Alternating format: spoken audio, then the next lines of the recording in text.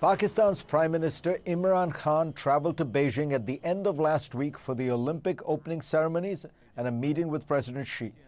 China is a neighbor, as is India, of course. On its other flank, Pakistan borders Iran and Afghanistan.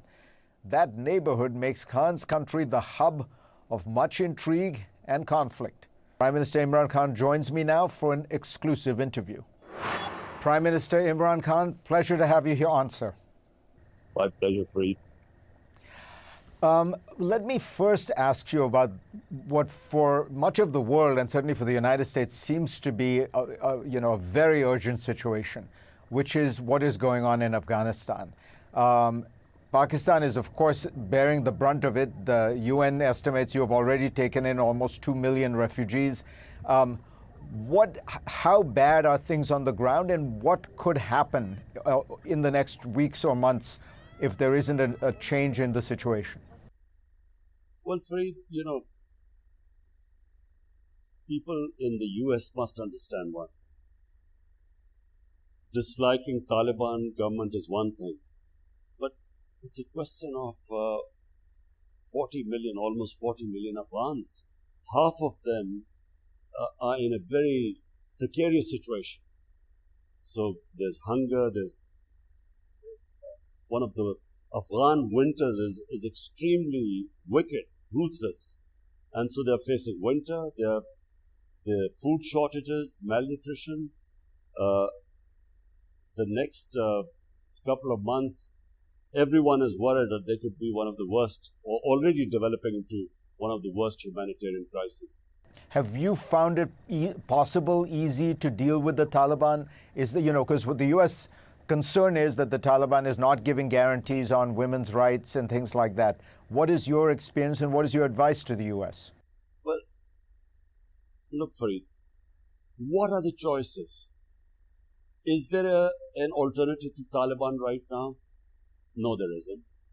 Is there a chance that if the Taliban are squeezed, if the government is squeezed, there could be a change for the better? No. So the only alternative we have right now is to work with them and incentivize them in what the world wants: inclusive government, human rights, women rights in particular. That's the only way forward right now. And the flip side is, if they are abandoned or these sanctions stay there and the banking system has no liquidity left because of the sanctions, then the worry is that Afghanistan could go into chaos, humanitarian crisis, chaos. And then from Pakistan's point of view, we face two problems. We already have 3 million Afghan refugees. There were three terrorist groups operating from Afghanistan into Pakistan. Right now with the Taliban government, unfortunately, when the flood of refugees came, we have almost 250,000 Afghans crossing into Pakistan. Now, amongst them, unfortunately, have these terrorists. There's the Pakistani Taliban, which has conducted attacks inside Pakistan. There's the Baloch insurgents who've been conducting attacks, and especially recently. And then there's ISIL. So our best hope is that a stable Afghanistan will ensure stability or peace in Pakistan. But it's not just Pakistan, because if it goes into chaos, then we know why the United States first came to Afghanistan 20 years back. So therefore, it's in everyone's interest that this does not descend into chaos, the situation in Afghanistan. Would you argue that the United States should recognize the Taliban government? Well, sooner or later, the Taliban would have to be recognized. Now, the question is, the world wants some guarantees before they recognize the Taliban. So, how far is the US going to push the Taliban to actually conform to what they expect them in terms of human rights? Now, this is the question. Will the Taliban go all the way? Are they capable of going all the way? Bearing in mind that this is a very strong ideological movement. They represent a culture which is completely alien to the Western societies. So therefore, somewhere there has to be give and take, but not recognizing them and freezing their accounts and their banking system. The only people who are going to suffer is not the Taliban government, because no one can replace them right now. But what will happen is that half the population of Afghanistan, which is about 20 million people, are at a severe risk. You were a very eloquent critic of U.S. policy in the broader Middle East, of Afghanistan, Pakistan, with regard to the military actions. You would always argue that those actions, the drone attacks and such, fed the forces that produce terrorism. Now, what I'm struck by is you have ISIS or ISIL attacking in Iraq, attacking in Syria, attacking in Pakistan, as you say, in Afghanistan. The U.S. is out. What is fueling the terrorism we are still seeing in the broader Middle East? Is it all Sunni versus Shia? Is it what are the roots of this terrorism now? Well, the U.S. war on terror actually bred terrorists. I can tell you from the Pakistan's example, because Pakistan, by joining the U.S., we had 80,000 people dying in this joining the U.S. war on terror. And we saw the war, as it went along, it produced more terrorists. And I'm convinced it's exactly the same what happened in Afghanistan.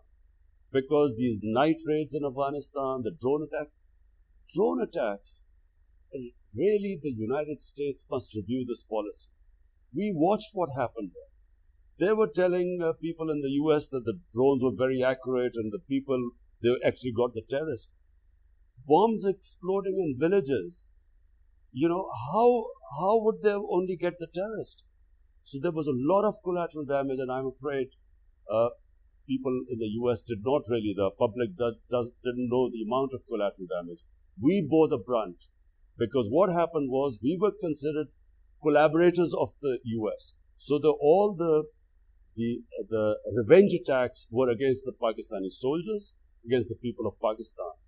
There were suicide attacks going all over the country. We lost 80,000 people. But the U.S. has withdrawn and the terror continues. Much less. Fareed, you can't compare now.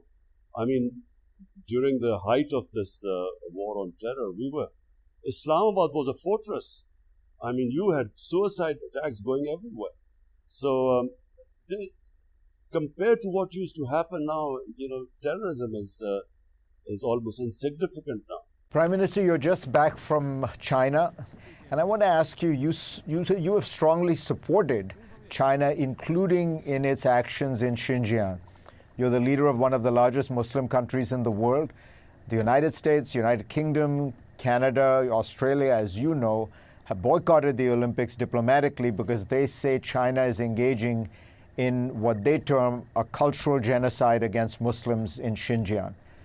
Do you see it differently? Fareed, firstly, we had our ambassador, Abinul Haq. He went to Xinjiang, and according to his observations, the picture is not what was being portrayed on the Western media. But more importantly, from our point of view in Pakistan, Kashmir is a disputed territory between Pakistan and India. Over the last 35 years, approximately, the figure varies, about 100,000 Kashmiris have died. Since 5th August 2019, the Indians have revoked the status of Kashmir, which unilaterally, which is, according to the United Nations Security Council, a disputed territory between Pakistan and India. There are extrajudicial killings going on. There are no rights there. There's clampdown there. There are 800,000 Indian troops in the Kashmir Valley. Now, I find it very difficult that there is hardly any indignation about what is happening in Kashmir compared to what is happening or what they say is happening in Xinjiang. So that's where I disagree with this. We as Pakistanis feel very strongly that this should be even-handed. Yes, if firstly, Kashmir is different because it's disputed between Pakistan and India, confirmed by the United Nations Security Council resolution. So for us, this is the immediate issue right now. And I'm afraid it just doesn't get the attention it deserves. Are you saying that the treatment of Muslims in Kashmir is worse than the treatment of Muslims in Xinjiang? There would be absolutely no comparison. And I only have one source, and this is our ambassador in China, who's compared the two. There is no comparison there. I mean, in Kashmir, what is happening is criminal. But whatever is happening in Kashmir, do you condemn what is happening in China to Muslims there? If I believe the Western media, unfortunately, right now, Fareed, we are sadly, and I hope it doesn't happen, we are heading towards another Cold War. And we all know once, these sides are taken, then do you believe which side do you believe? Because two sides are completely different. What China is saying is completely different to what the US is saying, or the Western media is saying. So who do you believe? That's why we asked our ambassador to give us his opinion. And it's not, what is appearing in the Western media. But my point is that right now, what should not happen is that we should not be heading towards another Cold War. And because then there's a lot of propaganda involved and you don't know what the truth is. Let me ask you about relations with India. This is a topic everybody in the world is concerned about because, of course, both India and Pakistan have nuclear weapons. Do you see any prospect for a greater degree of peace, better relations, more trade, more tourism, all the kind of things that would lift the economies of both India and Pakistan? Well, Fareed, as you would know, I'm probably one of those Pakistanis who knows India and understands India much more than, the rest of my own countrymen and probably all over the world. And so because of my friendships in India and my relations with all sorts of, whether it was media, it was politicians. So the moment my government came into power, the first thing I did was reach out to India.